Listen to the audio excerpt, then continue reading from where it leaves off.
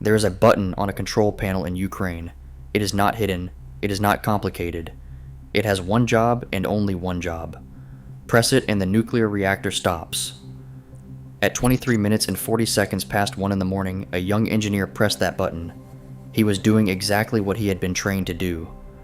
40 seconds later, the reactor was gone.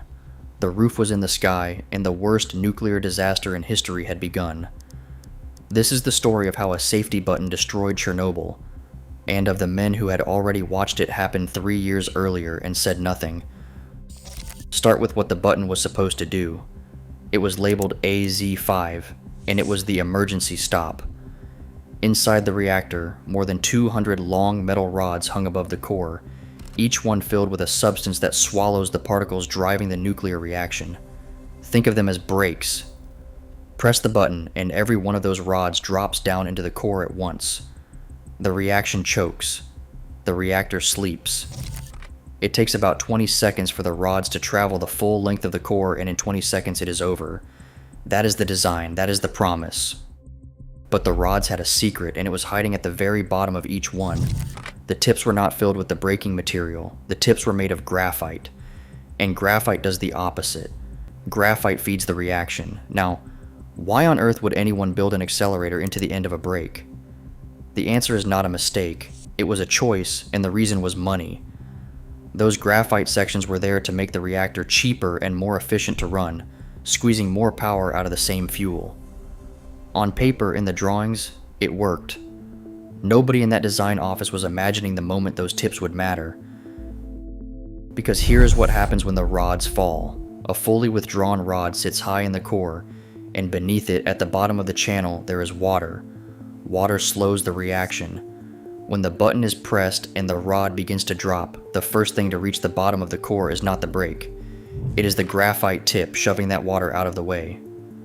So for one moment before the brakes ever arrive, the reactor gets a push instead of a stop.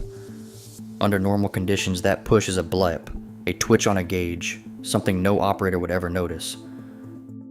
But that night, Reactor 4 was not under normal conditions.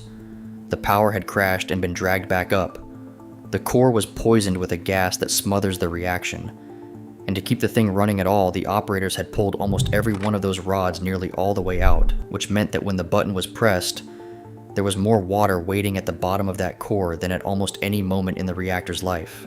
More water to displace. A bigger push. The safety system was loaded like a gun, and nobody in that room knew it, but somebody knew. That is the part of the story that should make you angry. In 1983, at a nuclear plant in Lithuania called Ignalina, engineers were running startup tests on a reactor of the exact same design. They pressed the emergency shutdown, and they watched the power go up instead of down, not by much, not dangerously, but it happened, and they saw it, and they wrote it down. The same strange behavior was noticed during startup work at Chernobyl itself. So the Design Institute did what an institute does. It circulated a notice about the effect to the senior management of every plant running these reactors. And there the paper stopped. Swallowed by the layers of a bureaucracy where admitting a flaw in the national reactor was closer to a political crime than an engineering report, the warning never made it down the building. It never reached the control rooms. It never reached the men who would actually be standing in front of that button. No countermeasures were implemented. No rods were redesigned. Nobody was told. 3 years passed, and a 25-year-old engineer named Leonid Toptanov, with 2 months of experience operating the reactor alone, walked into Control Room 4 for a routine test on a machine he believed he understood. Late in the night, the numbers on his panel began to climb. He turned to his shift supervisor, Alexander Akimov, and asked what he should do. Across the room, Akimov looked up and pointed at the emergency button. Then he went back to his papers. There was no panic in that room. No alarm. Pressing that button was the safe thing to do, the correct thing to do, the thing the manual and the training and every instinct said to do. Toptunov pressed it.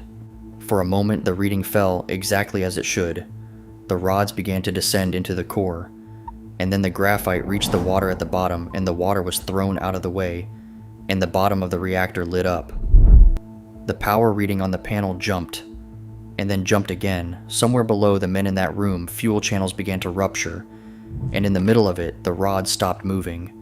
They had traveled barely a third of the way down. The channels had deformed around them and locked them in place, which meant the graphite was in the core and the brakes were still hanging above it. The safety system had inserted the accelerator and jammed before it could insert the stop. Then came the explosion that lifted a roof weighing more than 1,000 tons and a second one behind it, and the core of Reactor 4 was open to the night sky.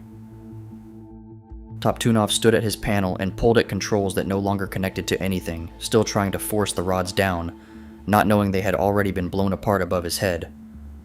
Hours later, he was climbing through flooded corridors with his supervisor, turning valves by hand, trying to get water to a reactor that no longer existed. He died in a Moscow hospital 18 days later. He was 25. His mother asked him what had happened. He told her the only thing he knew to be true, that he had done everything right, that he had followed the regulations. He had. And when the Soviet state assembled its list of the guilty, his name was on it. Here is the quiet ending nobody put in the newspapers. After the accident, engineers went to every remaining reactor of this design and rebuilt the control rods, so that when the rods were withdrawn, there would be no water left sitting at the bottom of the core for the graphite to push out of the way. They fixed the button. They fixed it everywhere, which is, if you think about it, the only confession anyone ever really made. You do not redesign a safety system across an entire country unless you already know what it did. Not great. Not terrible. Just a brake with an accelerator on the end and a warning that never made it down the stairs. If you want the parts of Chernobyl that the documentaries reduce to one dramatic button press, stay with us. Subscribe and we will keep taking them apart.